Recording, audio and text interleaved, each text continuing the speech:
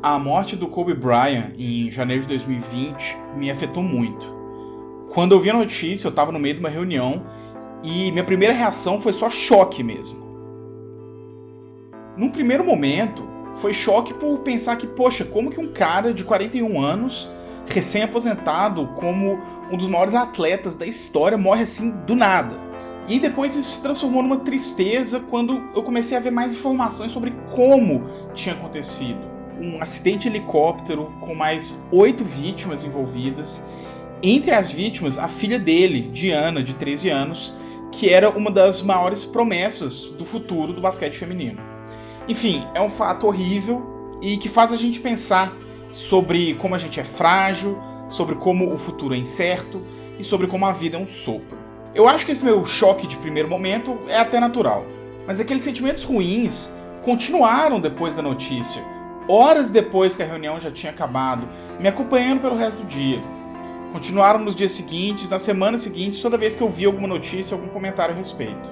Era uma angústia, uma amargura, uma tristeza mesmo. Vendo algumas das homenagens feitas ao jogador nos jogos da NBA que aconteceram de lá pra cá, eu cheguei a chorar, de verdade. Mas por que eu chorei? Poxa, eu nunca conheci o Kobe pessoalmente. Eu nunca nem assisti um jogo dele pessoalmente. E pra falar a verdade, eu nem sou torcedor do Los Angeles Lakers. Go Spurs. Por que a morte, mesmo que em circunstâncias trágicas, de alguém que nunca sequer teve nem na mesma cidade que eu ao mesmo tempo, me afetou tanto? E pra ser sincero, o Kobe não foi o único que me causou isso em 2020. Algumas semanas antes, Neil Peart, baterista da lendária banda Rush, havia morrido depois de passar 3 anos lutando contra um glioblastoma. Um diagnóstico que foi mantido completamente em segredo do público e dos jornalistas até o dia da morte. Bom, o Neil Peart é o meu baterista favorito de todos os tempos, e o Rush é uma banda muito importante pra mim.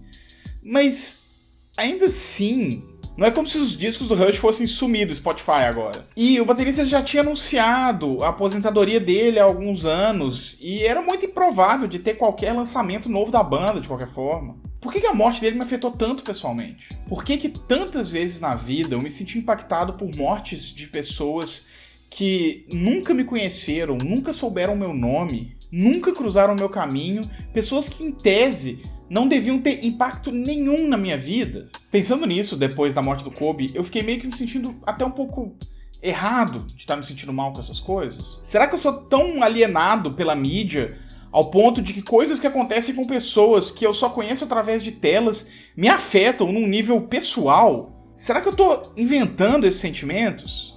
E se eu tô inventando, por que tanta gente parece sentir da mesma forma?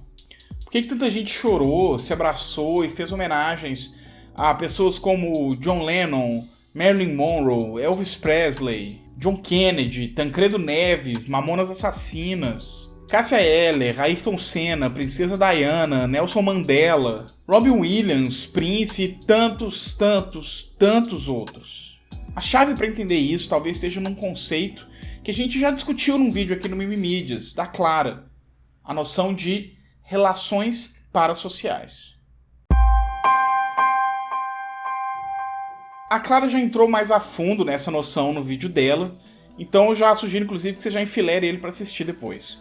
Mas a ideia é basicamente a seguinte: a parasocialidade é um conjunto de sentimentos que espectadores desenvolvem em relação a personagens da mídia, sejam eles reais ou ficcionais, que faz com que esses espectadores pensem e sintam que eles tenham uma conexão com esses personagens, como se eles conhecessem eles de verdade. Uma coisa que já foi descrita por algumas pessoas como uma intimidade à distância. As relações parasociais, contudo, são sempre unilaterais.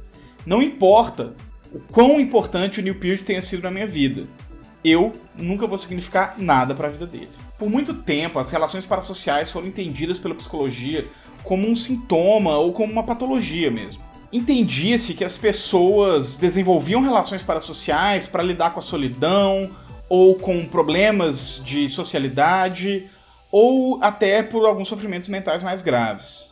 Essa concepção permeia muito do senso comum até hoje, na forma, por exemplo, que os fandoms, as comunidades de fãs muito dedicados a alguma coisa são vistos com certa desconfiança por muita gente. E talvez seja por isso que eu fiquei me sentindo meio estranho quando eu percebi que essas mortes me afetaram tanto assim. Porque talvez parecia pra mim que eu me senti tão afetado por esses eventos, eu ficar tão abalado por pessoas que nunca nem me conheceram, podia querer dizer que tinha alguma coisa um pouco errada na minha cabecinha e que eu devia conversar sobre isso na minha terapia. Mas eu tendo questões pra resolver no consultório ou não, o fato é que eu não sou a única pessoa do mundo que passa por esse luto parasocial. O que isso quer dizer? Que tá todo mundo doente? Assim, essa é uma hipótese muito plausível pro Brasil de 2020, mas eu quero trabalhar com uma outra possibilidade. Alguns dos estudos mais recentes sobre parasocialidade, particularmente sobre o luto parasocial, tentam localizar as celebridades como cumprindo um papel na nossa sociedade que não é exatamente esse de muletas emocionais, mas talvez de artefatos culturais mesmo. E sim, eu vou usar a palavra celebridade aqui, que é uma palavra que é cercada de vários sentidos pejorativos, mas que não necessariamente tem que ser. Embora uma celebridade seja uma pessoa famosa, ela também é muito mais do que isso. Uma celebridade é todo um conjunto de significações que a gente atribui a elas, seja no âmbito privado ou no âmbito público. Celebridades são verdadeiros receptáculos de práticas culturais. Isso faz com que o luto por essas pessoas tenha uma série de características muito únicas. Um aspecto central sobre o luto pelas celebridades é o fato de que ele é sempre um luto público. A sociedade ocidental, principalmente a partir do século XX, inicia um processo de cada vez mais individualizar o luto, transformar ele em algo privado e discreto. Se antigamente a morte acontecia na cama de casa, cercado pelos familiares que passavam dias esperando chegar a hora do suspiro final, hoje a morte acontece em leitos solitários de hospitais.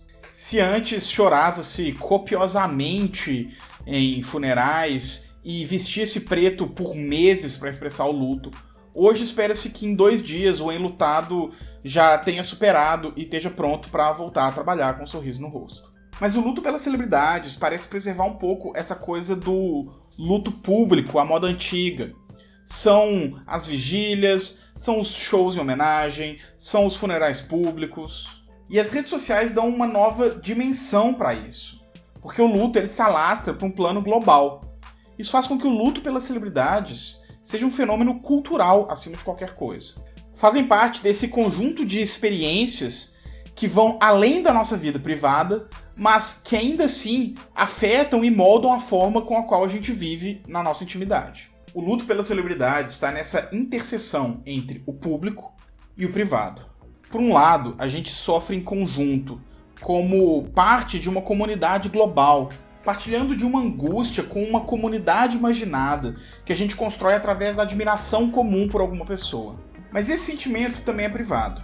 A admiração a uma celebridade não significa pra gente só o que a gente compartilha com o resto dessa comunidade imaginada, mas também o significado que aquela pessoa teve na construção da nossa história pessoal. Kobe Bryant era pra mim as noites na minha época de faculdade, na República, em que a gente passava assistindo jogos da NBA a noite inteira e discutindo quem que era melhor, se o Kobe Bryant ou o LeBron James. O Neil Peart, pra mim, com as letras que ele escrevia, foi parte de muitas e muitas e muitas horas de alguns momentos mais difíceis da minha vida, como na época da morte da minha mãe ou na época da escrita da minha dissertação. E esse talvez é o salto. Porque eu posso não ter significado nada na vida dessas pessoas, mas elas terem significado coisas muito reais pra minha vida. Tudo bem, as músicas deles, os highlights de jogos, os vídeos vão estar sempre aí pra eu poder reviver aqueles momentos. Mas a sensação de que essas pessoas reais se foram me faz confrontar com a finitude desses momentos. Eu não vejo mais jogos do Kobe Bryant com meus amigos da faculdade. Eu não ouço mais DVDs do Rush com a galera da minha antiga banda. Essas mortes, além de oferecer uma oportunidade de luto coletivo que foi excluído da vida contemporânea, ainda me dão uma dimensão muito real da passagem do tempo, da finitude das coisas e da permanência da memória. Foi um pouco difícil entender, mas ainda me permitir aceitar uma coisa. Que a dor que eu sinto pela morte dessas pessoas que nunca me conheceram é uma dor real. É diferente da dor da perda de um ente querido, de alguém que eu conhecia pessoalmente, de alguém com quem eu tinha uma relação bilateral e não só parasocial? É lógico que é. Mas o fato de ser uma dor diferente não faz essa dor ser menos real e nem menos legítima. Toda vez que alguma celebridade morre e os fãs dela tomam as redes sociais em demonstrações de luto público, não demora para aparecer comentaristas, colunistas, artigos falando sobre como que o luto tá banalizado, sobre como que a cultura da celebridade foi longe demais, sobre como essas pessoas não estão sofrendo de verdade. Mas pesquisar esse assunto, ler artigos e até uma tese que fala sobre esse assunto e refletir comigo mesmo a minha relação com essas mortes me fez perceber uma coisa. Esse luto parasocial não banaliza nem por um segundo o luto. No mínimo, ele traz o luto de volta à esfera pública e obriga a nossa sociedade tanatofóbica a confrontar a realidade muito concreta da morte. E no máximo, ele serve para lembrar que ninguém pode dizer pra gente quando que a gente pode ou não sofrer ou chorar. O meu luto é real e é legítimo. E o seu também é, seja ele por quem for.